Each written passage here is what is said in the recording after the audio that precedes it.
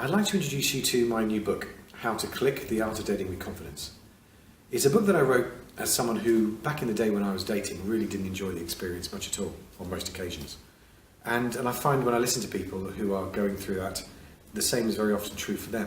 And there seems to be a great kind of competition within dating these days about who you need to be to meet the right person. The need to project who you think the other person wants to fall in love with. And yet I think that's a shame, because if you're looking for true love, then clearly the person who you meet needs to meet the real you. And that's really what this book is about. It's divided into two parts.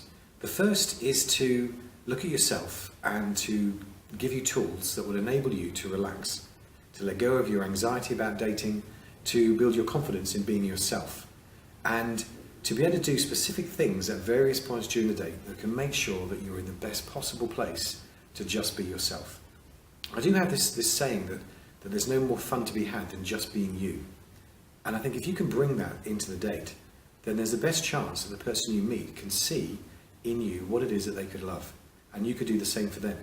That's where you're going to meet your soulmate, not by two people trying to be on their best behaviour or trying to be the best version of them or whatever else you think somebody else might be looking for. To simplify things and just be confident that you are the right person to meet the right person for you. And the second half of the book picks up on what I wrote about in my previous book, Lovebirds. Now, Lovebirds was about people in relationships, people who love each other but are finding it difficult to get on. And it clearly left, or it needed a prequel, really, where for people who haven't yet met that person, how could they use the same tools to enable them to meet a lovemate? And so I'm talking about differences. Things about the way that you see the world, things the way that other people see the world that are different to yours. And how those differences can often get in the way of good communication, they can get in the way of intimacy, and they can be the reason why relationships either break down or never get started properly in the first place. And so it gives you a great power, first in understanding yourself and why you like things the way you do, and to be able to identify differences in people that explain why they might not necessarily see the world in the same way.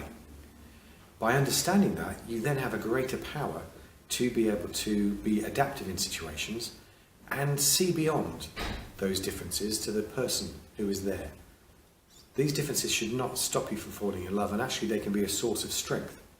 So my hope is that in 2015, people reading this book are going to actually find what maybe has so far eluded them. That there is someone out there that they can truly love, and you can truly love them just for being you. And I do hope that by reading it, that's what you get.